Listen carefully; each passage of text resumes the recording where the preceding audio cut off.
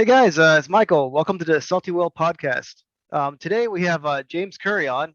He was on last fall, and he runs the FAB grading group and has been around Magic, the Gathering, and Flesh and Blood for many years. Thanks, James, for joining. Appreciate it, Mike. Good to be here. Yeah, James. We talk all the time, but I haven't talked to you on this channel for a while. But I had a lot on my mind lately, and I really wanted to go over the history of the Flesh and Blood marketplace. And I thought you'd be a really good person to talk about it. So from your perspective, I would like to hear what's going on with Flesh and Blood. When did you get in? Can you give me a synopsis of where we're at now? Yeah, absolutely. So let's kind of start at the beginning. I wasn't in at the very beginning, but I know a fair bit about what the prices look like. And obviously, we're just going to talk briefly about the print runs in case someone new is listening to this. So welcome to Wraith, obviously 16,666 boxes. Arcane first edition, same print run, released roughly a year after. Crew, 37,000 boxes. And then a slew of unlimiteds for Welcome to Wrath, Arc, and then eventually Crew. Obviously, we have Monarch, first edition, print run unknown. What would your estimate be on that print run? Mine is 80K. That's my guess. What would yours be? 60 to 75. 60 to 75. Got it. Yeah. Tales of Aria, first edition, obviously, and then Toa Unlimited. Obviously, Monarch Unlimited, released roughly simultaneously, roughly about 30 days after-ish. And then Everfest, which is the newest set, of course. So for Toa, what is your estimated print run? Mine is the same, 80K. I think it's the same print run. It is the same, in my perspective, but it's really hard to tell with Unlimited being released at Age at the same time too, or even before that. So there's a little confusion on that one, but I would say I would expect it to be roughly the same, if not slightly more. Got it. Two takes on Everfest print run. I think it's either 100,000 or I think it's 66,000. I'm not sure which. One decision is based upon more being fleshed out for players and no unlimited, and the other one would be James saying, well, I just feel like taking it down a notch and let's just see what happens. So those are my two guesses. How about yours? I mean, I would expect it to be a little under 100,000, maybe even similar to Tails and Monarch, because there's no drafting for the set. Yep, absolutely. Okay, so just to get that data out there, to kind of get to the topic I really want to get to, the prices upon releases of sets versus the prices 6 months, 1 year, and further out. So let's start with Alpha, which of course is the set, the first iteration of Flesh and Blood, the set. Came out in 2019. Sat at reasonably close to map for quite a while, about a year per my recollection. Is that about your memory? Yeah, it was pretty close to map until I think about August, pretty much when it got the out of print announcement, essentially. August 2020. Yeah. And then after that, it was slowly ticking up. When I was buying my first alpha cases, they were roughly 1,200 to 1,500 a case. And that changed within a month or two to over 10,000 a case, which is a very strong, vicious movement that's not typical of most TCGs, but that's what happened there. So you're seeing in 1 year, it was pretty much map for about a year, roughly, maybe even a little over a year. Okay. Well, to sum up that though, it was map until it was hard to get. Right. And obviously people were always, remember in the debates in the groups, people were always saying 20,000. So obviously if you're further in the future, it was less, 16,666. So that even made it more bullish. But let's get to ARC real quick. Same iteration, 1 year roughly at map, and then it started to uptrend, Crew, same thing, 1 year at map. Then in October 2020, I remember buying cases for 320 a case from Reaper Games, actually, is who it was from. Now, he sold out pretty quick, but that was the price then. And that was about roughly a year. And so you have all three of those sets follow basically the same exact behavior. Then you get to Monarch, of course, where they set a new map, but also the market set their own map. They're pre-ordering for 800, 1,000 a case, crazy price points for a starting, without knowing anything about print run, without understanding anything about the cards, complete hyper speculation. So you have Monarch come out. My best case price was $800 a case, and they're now 550, 600, and they went all the way up to like 1,600 a case at one point. So it was a wild ride. Like you maybe never see a ride like that again in any TCG. It's just an insane ride, and we're coming up on a year anniversary for Monarch, so it'll be interesting to see where it lands on the 1 year. If it ends up, above 1,000 a case, maybe not, or if it takes longer to get somewhere good because of the print run being a little too big, because of the unlimited combination. Hard to say. TOA now. So TOA, yeah, there was some pre-orders beyond 320, like 400 a case, but most people I know bought it at 320 because they did a little digging, they find deals, etc. So it's roughly sitting there right now, per my recollection. That's about the price, I think, right now, roughly 300 to 320 per case. And it was released, what, 3-4 months ago? No, 5 months ago now, roughly. So we have time to gather that data, but it's still sitting roughly at map with a very, very, very small unlimited release there. And then we get to Everfest, which of course just released, fantastic set, and it's sitting roughly around map as well. But it's only been out, I don't know, a month now? Not almost even almost a month. half a month. Almost a month. So we're looking at a situation where we've had Monarch and TOA weren't that explosive. The first three were extremely explosive. Monarch and TOA, to be fair, have a lot of great cards in them for playability and collectability. But when you go into a bull run and then you have demand that's bull runny versus player based, maybe it throws off your metrics a little bit. It's going to take a while to correct that, especially when you have run times with printers and you're not WotC or some big company that can change print runs on the fly. I think they have to make those decisions 3 to 6 months in advance. So in the end, I think the correction has been made on Everfest. That's just my gut feeling. But I don't see it as a detriment being around map. And we'll get back to this topic, but before we get back to this topic, I actually want to talk with you about something about your journey when you began and what prices look like and what the movement was in the run up to today. I think that's an interesting topic. So tell me about when you first got in and what it looked like. Yeah, when I first got in, my friend Nick actually bought like a welcome pack from Alpha Investments, Rudy. He bought that and it sat in my closet for about 2 months, I believe. And then right before Arcane Rising came out, I think April, May of 2020, I decided to try a game out with him using the starter decks. I enjoyed it. I forget the starting price for that, but I played the game, opened it, got a Brave Force Bracers, really enjoyed it. So I went out. That was 2020 May. May. And that's when I started buying boxes. I'm like, okay, shit, I like this game. Oh, I like this cold foil. I want more stuff. I found out. I forget if I knew the odds of them at the time. But I went on eBay and just like started buying boxes. That's before I knew stores because it was hard to find them. So I went out in Reaper. I bought the boxes. I think I was buying them at Map from Reaper at the time. So I bought from Reaper and I bought from Covenant, some of those specials. But anyways, I was paying about $75, $80 a box roughly. Don't know exact numbers.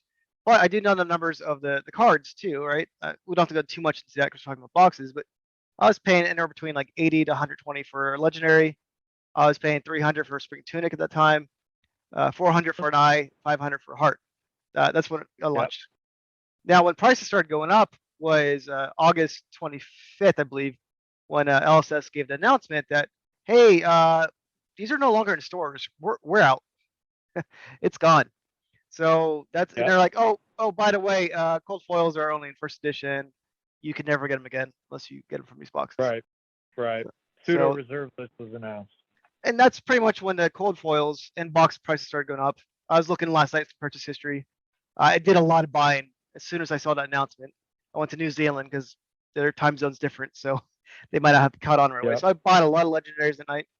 And then the next week later, legendaries went up like 2, 3 times in price that quickly. Yep. And that was Yep. right around when Crucible launched too, I believe. Yeah, it was coming out. I remember buying from you some iron rods that were cheap at the time, and then I was just buying everywhere. But right around October 2020, I was actually looking back at my PayPal. It took a lot of damage, like 6 figures in the first week, and then I was going probably another 6 figures the rest of that month. Yeah. And then other friends of mine were coming in with those types of capital positions. And then we called it, literally, if you look back on our text messages, we called it a frenzy. Like, we were just buying everything. Anybody that was around during that time remembers that there was a period of time, about 30 days, where like 80% of all listings were probably bought by me or Andrew. I think I was a good 40 to 50% of that too. Because as soon as I sold to you, because I was buying, selling, constantly doing that. Yeah. As soon as I met you, that's how we met in October. Like, I sold you some stuff. I'm like, holy shit. I need to buy everything from this store. I need to buy everything from that store. So everything I did from you, which was slightly more expensive than the other stores, but nonetheless, is I found them cheaper. I'm like, okay, here's 10, 20 grand. I spent it all that night after meeting you and Andrew because I'm like, oh wow, these guys are new to the game. They want to buy. So I'm like, something's going on here.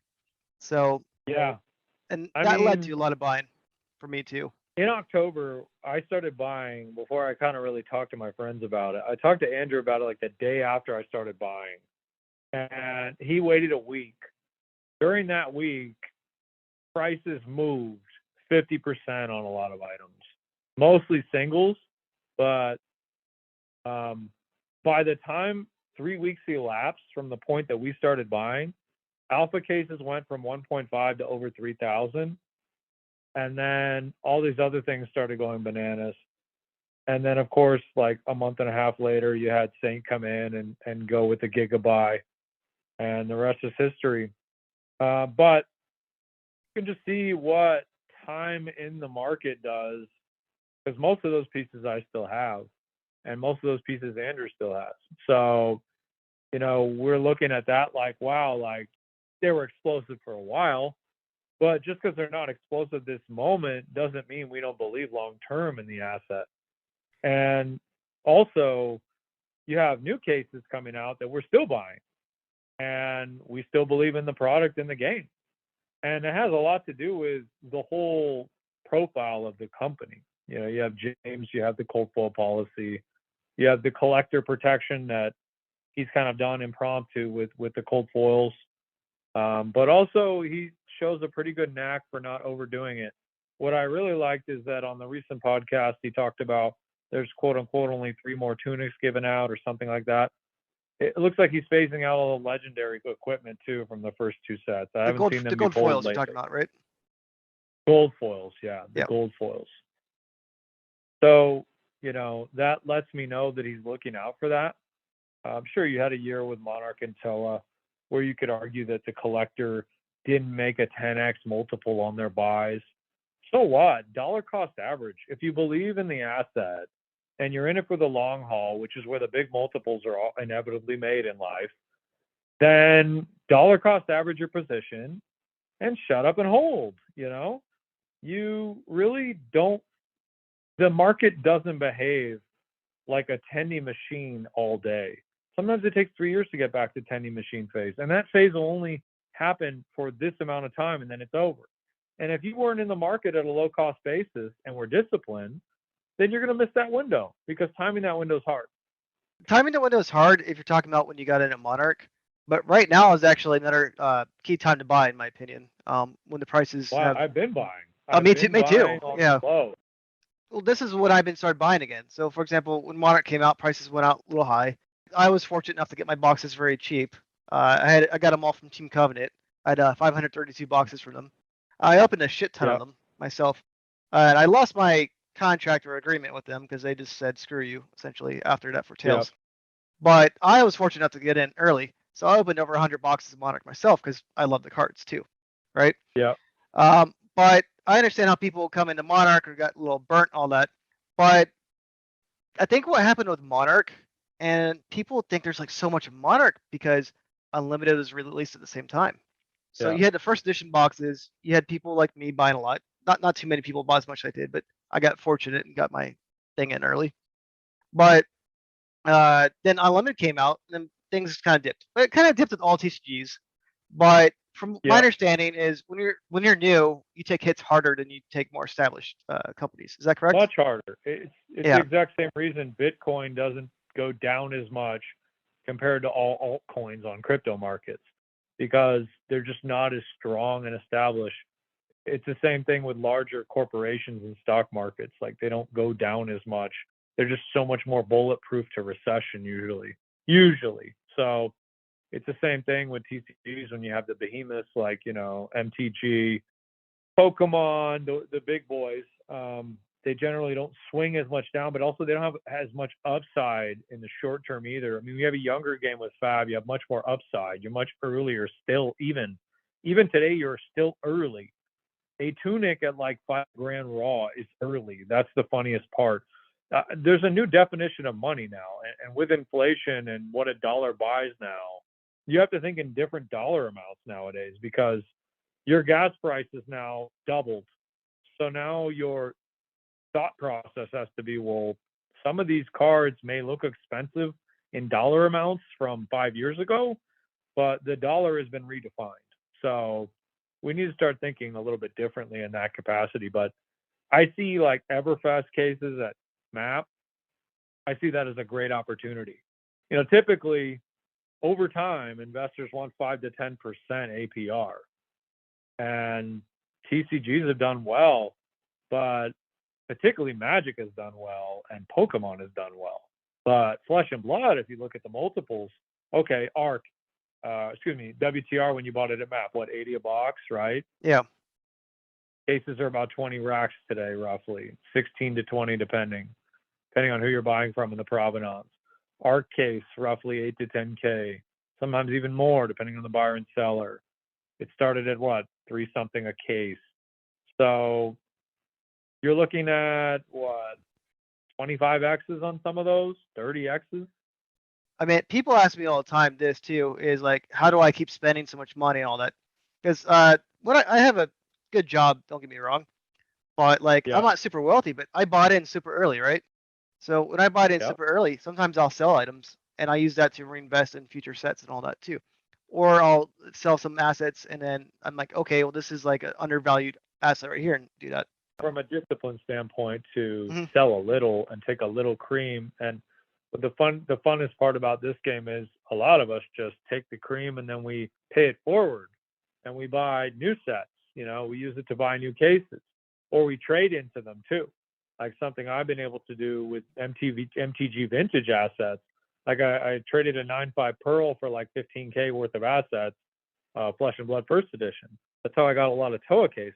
Hmm. So, and I also, the funniest part, I got like $1,000 of Monarch legendaries, and at the time they were just dirt cheap, and all those have like 3x right now, like literally 3x. One of them was like Valiant Dynamos, like $65-$70 valuation. Like, it was stupid, and I was glad to take him because he was giving me overtrade, and that's the biggest part.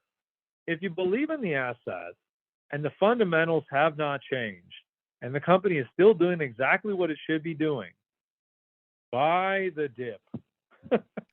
That's like the most best advice ever. Hold and buy the dip. Sounds like the most two boringest things, but it's the hardest to buy the dip because emotionally your sentiment is going against you at that moment. Everyone's telling you how terrible this is. The sky is falling. Those prices are low.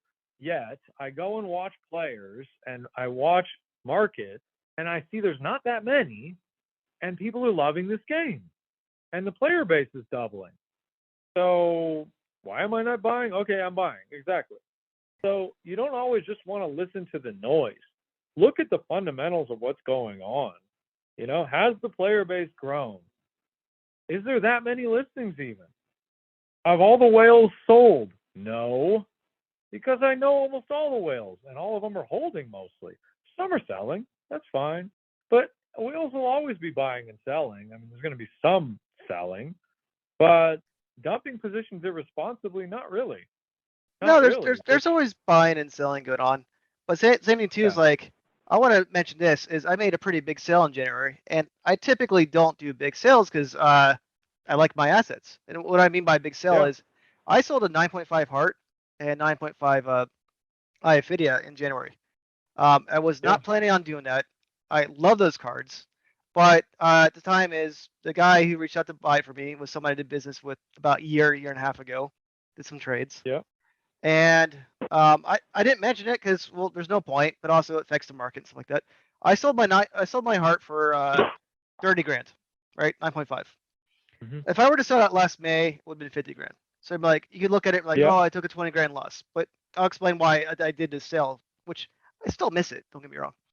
And I sold a 20 grand 9.5 I. I think there's only like 20 something those BGS record anyways. So it's pretty low a number on those.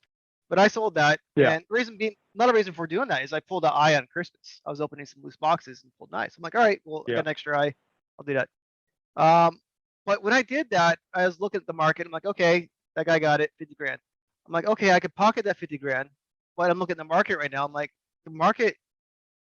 I was looking at Valiant Dynamos. I was looking at Phantasmal Footsteps. I'm like, those are just too low of a price right there. So I put a good amount of money Yeah. into that. I reached out to some of my old contacts who I used to buy from last year quite a bit, and I haven't reached out in a few months. So I'm like, hey, I got a little extra cash right now. What do you got? And then I just reinvest in the market right now because I believe in it and I believe these prices are undervalued. Same thing going back to the history Yeah. though a little bit is when I was buying the cards and everything like that, last August 2020 to like up to October beforehand, people are like, "Oh, these prices are too high. You could take them." They're like, "Legendary is 150." They're like, "Oh, that's too high. You take it. You take it." People are jumping to me. So Jesus. it's always best to buy when other people are not. Again, I will say this is not financial advice because there's always risk to it, right? There's risk in these assets. But Of if course. you believe in something long term, as I do and you do, is you didn't put your money where you believe it. So even though if I'm going to make a sale and all that stuff like that too, it's like, okay, I could pocket it or I could put it where I believe it. And that's what I've been doing. So if you've been seeing some of my buy videos lately, I'm like, yeah, I had extra 50 grand. So I'm like, of course I'm gonna buy some goodies with that. But there are still whales buying them. That's my main reason to mention that is there are people who still want these cards and they're willing to pay quite a bit. And to go back to it, as I said, it was Yeah. worth 50 grand more last year. If I go to the same time period though, the same legendaries I bought and same other cards I bought were also higher too, right? Hmm. So with that mindset is I think the value I sold it at versus what I was buying at was a good opportunity. Yeah. Yeah. I mean, what's really hilarious is that now all of a sudden at Everfest comes out, you notice the backwards tie-ins that are starting to occur, and you see all these people aping in for the Crown of Seeds and all these other things. All of a sudden, I remember TOA came out. Everyone talks shit about Crown of Seeds. Oh, it's so ugly. Oh, it's worthless. It doesn't do anything. And then people started playing with Oldham a little bit. Like 5 people liked it. And then now with Starvo, everyone wants to run it. And Crown of Seeds goes from like 100, 110 to like, 180, 200 overnight, basically. And I'm getting my friends asking me for Crown of Seeds because they know I opened up like 25 cases of TOA. And it's like, LOL, like the power of holding. The same thing happened with Crew. Like I held Crew after Crew 2020 Bonanza in October. I opened up like 45 Crew cases. So I had a ton of Majestics and I had a ton of bulk. I actually ended up selling my Crew bulk for like 3K. And that's only rares and commons. And it was about 75% of my Crew bulk out of 45 cases for 3 grand, which I thought was actually pretty good. And now I'm just slowly selling some of my Crew Majestics, slowly, but I'm still keeping like 5 or 6 of each because I love Crew and I don't want to sell those. but I just see the power of holding things, because James White does this weird, like, I'll reward you for holding. Like, same thing. TOA is now tying in with Everfest in a big way. Who knows what new sets will tie in with some of the older ones too. And I think, honestly, that probably more Light and Shadow things will come out. And then Monarch will suddenly be a little more invigorated. So don't sleep on just saying that Monarch is this or that. It's really not that large of a print run when you're looking at a 3 to 5 year perspectives for most TCGs. You're just looking at it in a microcosm of WT, ARC, and Crew all went 10x, 20x in a short period of time, because the market got so huge so quick. But that's not a typical growth period, So people need to realize, like, the opportunity is still bigger than Magic the Gathering Modern buying. The opportunity is still bigger than Pokemon Modern buying. This game is very small still. And you're seeing some of the moves, the Pro Tours in Europe being announced, and new languages. Now, James White you can bet he has a 10-year plan. He's the man with a plan. I want to talk about one other topic, though, real quick here, and just kind of talk about Magic the Gathering prices. Take me back to my childhood. Revised Magic the Gathering, 400 million card print run, right? Large player base. Obviously, Magic the Gathering is the king. They were the first real successful TCG. They proved TCGs are investable. They proved a lot of great things. I still love Magic, have plenty of vintage Magic in my collection. But we're talking about revised prices. Let's just talk about after release what price revised was for like 3 years. It was MAP. Revised was MAP for 3 years. And dual lands, which are now worth like $200 for the most beat up crap horse dual land, revised. And some are worth like $5K if they're graded 9.5 quad, like 9.5 quad underground C is probably $3 to $4K. Those dual lands were $10 for like 10 years. So, and that's known now as like the staple of a vintage collection is dual lands. So I say to myself, like, look at the time frame that Welcome to Wraith legendaries went from like $100 to like some tunics graded or have sold for over 10K. That's a 100x multiple in 2 years, 2.5 years. Whereas dual lands stuck at $10, 10 to 20, let's call it, for 10 years. Do you see how much faster that growth is? Like, wow. And how's the set size of Revised, since I don't know as much about Magic as you? 400 million cards printed. And how's that compared to Crucible? Again, I don't know the how that. Crucible is 37.5 boxes. Unlimited Magic was roughly 75,000 boxes, so it's about half of Unlimited. Okay. And unlimited prices are still pretty high, right? Yeah. And key component, though, we're looking at a different market. The craziest part is there was so many Magic players compared to the amount of players there are today in this game. So you look at print run sizes versus players, and you kind of say to yourself, there's a big opportunity still. Like some of these legendaries selling for like $1,500 or $2,000. I still actually believe that's pretty cheap, actually. There's so few of those cards, and there's the Power 12, we call it, right? I, Hard, and then the 10 legendaries. That's only 12 cards.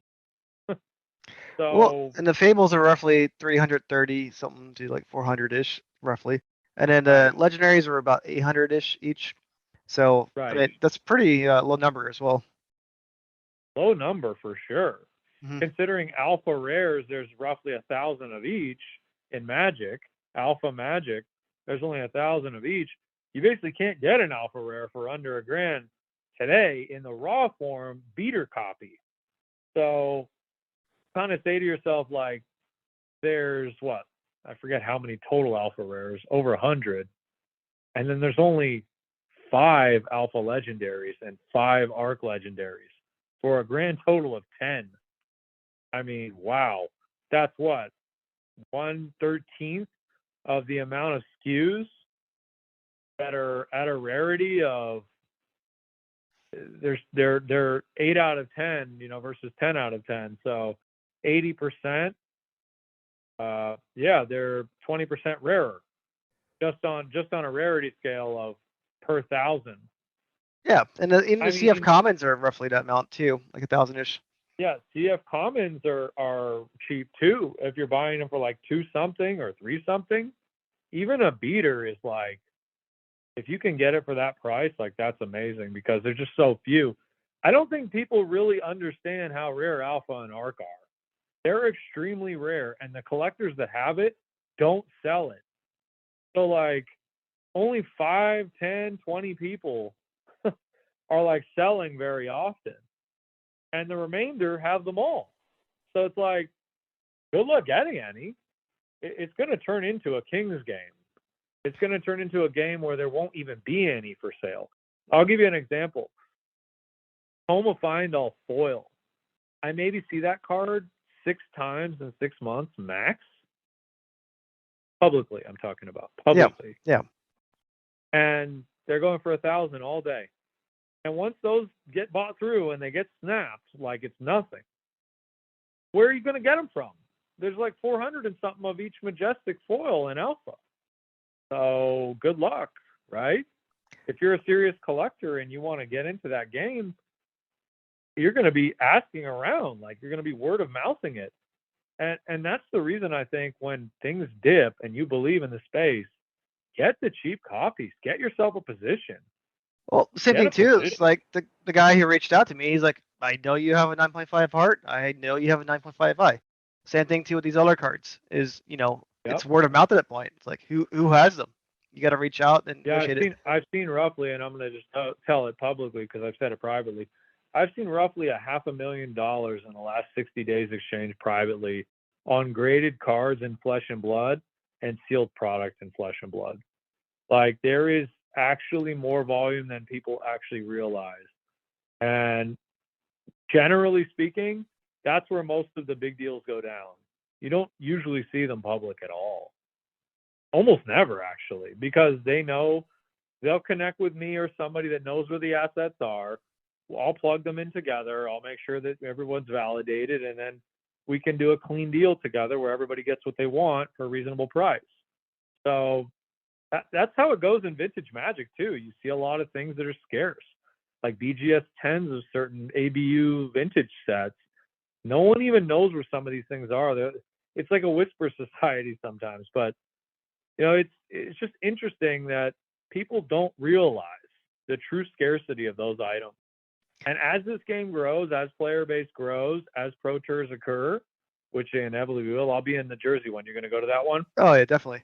I don't know if I'm going to get the PTI. You have a pro tour invite, right? No, I didn't. I got top 8, but I didn't get top. But first from Team Seattle Salt got first place, Ryan Baker. So nice. He's going to be going PTI. Nice. So to just wrap that point, if we're looking at growth cycles, modern Magic usually within 2 years is pretty close to map when they release sets over the past 10 years. Mm-hmm. Okay, generally the same thing most of the time, other than the scalping phase of last year, which everything went parabolic. So that's kind of an outlier. So other than that, if we're comparing apples to apples there, you could actually argue that Monarch actually was better than those because Monarch map was actually what, $90 you were able to buy it if you can get map, right? Yeah, I think map is anywhere between 80 whatever, but MSRP was 95, which I think I was paying that. Right, MSRP, let's call it 100 to make it simple. Yeah. So 400 a case was MSRP, let's call it. Yeah. So it's still above MSRP. The feels bads of the stores, putting it at a high price and people buying it, etc. Yeah, that's there. I get it. I still have plenty of Monarch cases. Haven't sold any. Haven't traded any either. You never sell assets that are in the red if you still believe in the game. It's just foolish. So I'm content on sitting them for 3 to 5 years, maybe even longer. I'm not worried about it. Where else am I going to park my cash in an asset that I believe in? Cash is going to lose what, 7 to 10 at this rate, 7 to 10% per year. So you need to make even more money off your cash. You need to park it somewhere. Definitely don't want to let it sit. So I feel comfortable in these assets. I feel comfortable with James and the way he's running things. I like the way the player base is growing. And to me, that's extremely bullish. But I mean, Everfest, the way this set opens is just stupid good. It's just silly. What do you think about Everfest? I mean, I loved it. I opened 200 boxes. I was only planning to open 100. I just got addicted, and I was like, I really like the paper ripping, so it was a lot easier for me to rip them. And then I just love the cards. Absolutely. I like the new slot, the carnival slot. It was just Yeah. like a fun little variation of the pack each time you opened it, because you got something different that was You like know not as serious. what I found the most interesting? There's two factors actually that I don't know if everybody's identified. Number one, the spread of Majestics across boxes. It's actually harder to get all the Majestics by ripping. They did a good job having enough SKUs and spreading them across boxes that you're not just, sitting there stacking Majestics like it's easy. It's really actually hard. And I like that because it kind of roundabout makes the Majestics worth more.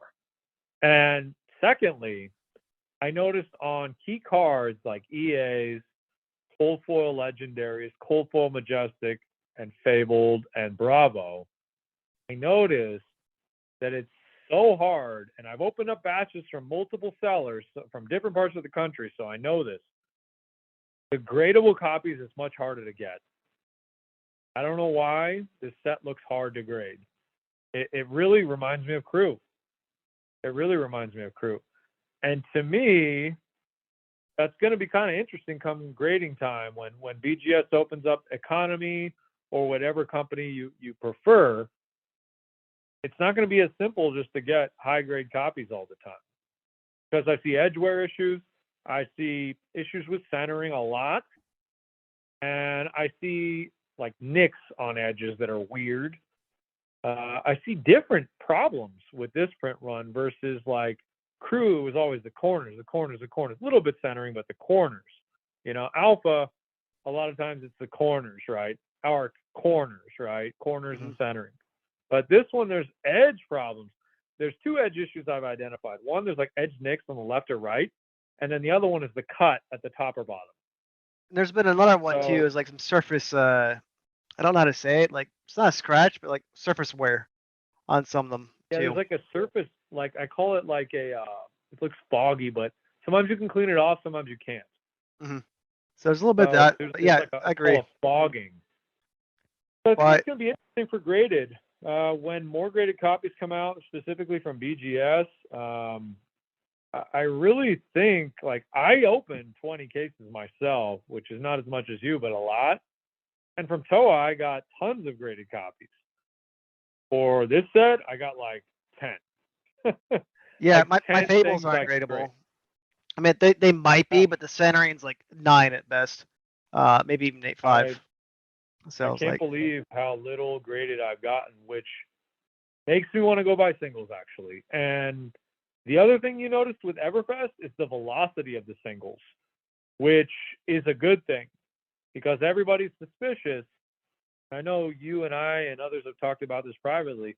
Everybody's suspicious about this James White 2.0 coming out, where he's going to say there's no unlimited, or maybe there's only unlimited if we choose 12 months after, or maybe he says never and prints legacy sets where he reprints things that he feels are overpriced for players. What's your take on that? I mean, he did mention that the other day. So, for example, the other day I meant there's a French interview. I don't know what YouTube station it was on. But he mentioned that, when cards like CNC get a little high, he gets a little concerned. But he's not concerned about legendaries. He's like, okay, well, you need one legendary or this equipment per, like, a set. He's like, when CNCs get to like $100, he's like, okay, I want to watch that a little bit. So, but he also mentioned that he wants to protect the people who initially collected it. So what does that mean? I don't know. But it could be another art variant or whatever. I don't know. But he's up to options, and he's very considerate of protecting the collectors too, he said.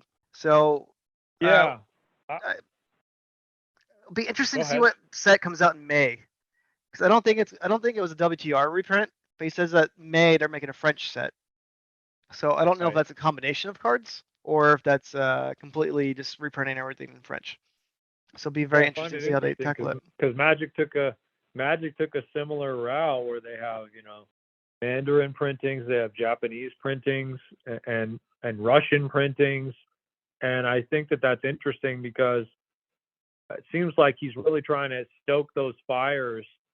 One thing I do know from Magic Vintage, it's a lot of international collectors as well. Europe has tons of rich people and collectors, all sorts, poor, rich, medium, whatever your net worth is, that accumulate vintage assets in the raw and non-raw form, graded as well. And people just love the assets. And a lot of the European collectors for Magic Vintage actually do like some of the foreign stuff. But I will tell you, it seems like a lot of those are a lot harder to move than English. So I'm interested in, I think what it means is they're trying to engage different native language speaking player bases to get them involved in the game, thinking that probably they'll still buy some of the English, but also if they prefer, they can always play in their own language as well if that's what they feel that they like. And that's no problem. It just makes it less of a barrier to entry if you don't speak English and you live in France, right? I mean, I don't know too much about the region and all that, but my take on it, it shows like, hey, we care about your market, we care about the players here. We're doing this in your native language. Yeah, actually, what's interesting is a lot of collectors of Magic are also in China, and so they collect a lot of English cards usually, which is interesting. But you won't hear about it that often. But there's a lot of big collectors in China as well. So I find it really interesting that he's kind of going global with it, and that's really good because, hey, I mean, there's billions of people, and it's a good game. So let's get it going, get some events going, get some people face to face, and let's get some people excited because honestly, when you start playing the game, you really start to love it. Something happened to me recently. I went to an armory, Michael, and I actually went 4-1, and I was Briar in the armory. And it's the first armory I've ever played, constructed, and I was like, wow, this is actually really fun. Like, I'm probably going to go to some more. I might even go to the ProQuest out here, and I never intended on doing that. It really grabs you again. It's like in Magic when I was a kid, I would just get stomped out all the time by my friend who had Power 9 in his deck. I feel like in Flesh and Blood, although I'm able to have all the cards because I got in early and I do okay for myself, but I feel like any people can afford to fight me fairly, and it's probably going to be a game where there's going to be some interesting things happening, and I probably won't get stomped 9 times out of 10. Sometimes you will, What's the worst you've been beat? Come on, spill the beans. The worst I've been beat, I mean, not usually by that much, to be honest. I mean, I played at ProQuest last Saturday. I went 5-1 in the Swiss. But round 4, Yeah. I was up 20 life. He had 5 life. And then he was playing a Starvo. And he pulled off the Oaken Old or whatever it's called. Levin Dominate. Yeah. If it hits you, discard 2 cards. And then he followed up by a Winner's Whale. So that pretty much knocked me out at that point. I could have come back, but it was just I had an E-Strike left in my hand and couldn't do it in swings. But it's pretty close. And to be honest, though, if you look at someone like Hatsu, a lot of people rule him out still, but he's badass. I run 3 common equipment. Common chests. What do you run? Well, I run Snapdragon Scalers. I run the Breaking Scales, and then Cross Strap, whatever it's called from WTR. The next attack costs 2 less to play. So I don't even run a Tunica Net, and I run the legendary Mask Momentum. So, I mean, there's that. Don't get me wrong. There's cards in there that are pricey, like E-Strikes and CNCs, but I could be just fine without those. To be honest, I don't even want E-Strikes. I can't wait for a replacement. Yeah, so, I mean, decks do evolve, right? Specifically with elemental classes, you find issues with synergy sometimes if you have too many generics. So there can be a point where a lot of decks don't run those as well. I know quite a few that don't run those. So, and then some just side them. I mean, it really depends on what level you want to be. If you're a pro, you're going to need access to every card. That's always not going to be cheap. I don't really know any game where you're a pro where it's not going to be cost you something. But the good thing about trading card games is you can trade for it. You can earn it. You go into an armory and you slay some cold foils. Well, guess what? Come over to me, trade your cold foil. I'll trade you a playable. I already have that agreement with some of the people in my play group. Like I purposely also sell to them cheaper than market because I want them to have the playable. I believe in supporting the community like that, especially if I'm breaking boxes. It doesn't matter to me. I'm not going to hold 200 Majestics, like I'm going to try to get the community some cheaper cards, or I let them trade cold foils into them. And I think a lot of people do that, to be honest, man. Like, it's a good style of collecting. You open the boxes, you get the sweat and the enjoyment of it. You pull what you want, you get your spice. You have your playables. If you're not a player, guess what you can do with those playables? You can trade them to players who are earning them at armories and accumulate gold foils. To me, that is a great synergy that a lot of people kind of aren't like ringing a bell on, but it allows players an ability to accumulate playables for sweat. If they're good at the game, they can be rewarded for it. I think that's pretty cool. What do you think about that? I mean, it is. I mean, the two people who got first and second ended up decided to split the prize. I mean, the first place person got the PTI. They got a gold Yeah. foil Goliath Gauntlet, and I bought it off them for $500. Wow. So Wow. it's a little different what you're saying, but nonetheless, they earned money for playing the game. They did well. They got some money out of it. So And imagine a hobby that you already enjoy, but you have upside of the potential. Especially some of these armories, there's not pro players at those armories. There's casual players mostly. Some people that take it seriously, but nobody's like net decking too hard sometimes. And you have the chance to win that or get in the top, and you could earn a cold foil from that. So, I mean, I went to the Welcome to Wrath event. I got a cold foil from myself, and my friend gave me his because he wanted a playable Majestic. And so, like, I got, I think, Dorinthia and then a Ninja, and then I traded in, some other stuff for a Rhinar. So I have like 3 of the 4 cold foils. But all I do was show up and pay $5, bro. Like, that's super cool. I feel like that's cheap. the prize and then support I drafted, like, they do is amazing. It's just I drafted Dorinthia, and that was fun. It's the first time I played as Dorinthia. Like, I had a good time. And if I'm having a good time, and I'm such a nitpicker, man, like, I nitpick and I'm picky about the food I eat, I'm picky about the people I hang out with, like, I feel like that is bullish. So I really like that. So one last thing I kind of wanted to close with. You never do know when the market's going to pop. And I have a suspicion that Everfest could on this announcement. So this isn't investment advice, but definitely want to have a position if you're a believer in the game. What are your thoughts about the announcement? What do you think exactly is going to happen? Like, your last take on it. Let's hear your final answer. final answer is what we talked about is either Everfest is not getting unlimited, or they have not printed unlimited or not decided on it yet. So there's something like that. My ultimate what I want is print runs soon for Monarch and Tails. Mm-hmm. But I think this announcement for unlimited is saying, hey, we've been doing unlimited. It made sense in the beginning, but as the player base grows and all that, is we're going to stick to first edition until we decide otherwise. Or it might be a hybrid approach too. But nonetheless, it's going to be pretty drastic. And it reminds me, as I said earlier, is the August 25th, 2020 announcement when they said that, hey, first edition's out. It's out of stock in shelves. We're making it unlimited.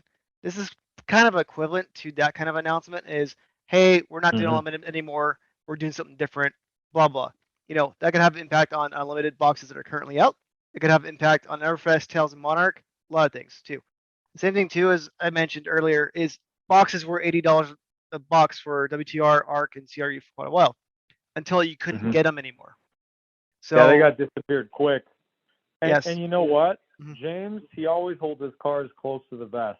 If he's planning a move, no one will see it coming usually. I don't even think he tells insiders about these things because I think he wants to be 100% certain that it's very secret. But I have a suspicion that he's got something going on here.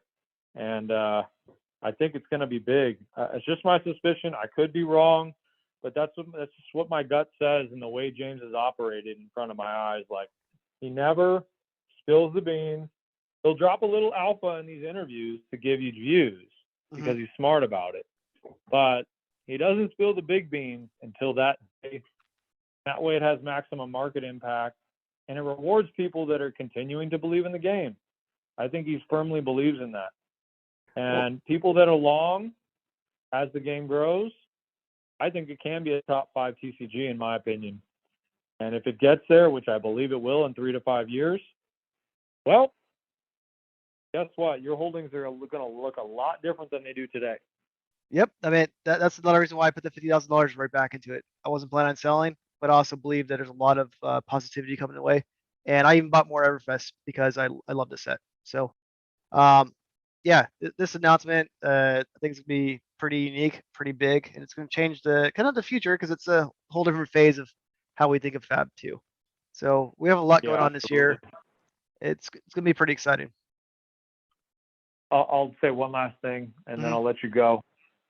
I tried to trade a 9 quad plus time twister at a value roughly of 13 to 15K, and I tried to trade an ARC first case, the Everfest cases, and I couldn't find one person to trade me. That kind of shows you a little bit about right now what people are thinking, and I like what I'm seeing. So I think there might be less Everfest than people think, and I'm just going to leave it at that. Oh yeah, just overnight thing to jump. Silver Palms went 50 to 100. Just keep an eye on the market. Get your Everfest now if you need it. Again, got to say, not investment advice, but get your positions before the announcement. I'd say that's my best recommendation. Yeah. You don't want to buy high, sell low. Exactly. I'm glad I got my position. Glad I opened my boxes. I always want more. But hey, James, Same, brother. thanks for coming on. It's been great talking to you. Good insights. You as well. I'm sure I'll have some posts in the graded group in the next couple months, but we're going to be getting a lot of orders back. We're going to do some displaying, and that should be fun. But I appreciate you having me on, man. You have a good one. You too. Take care.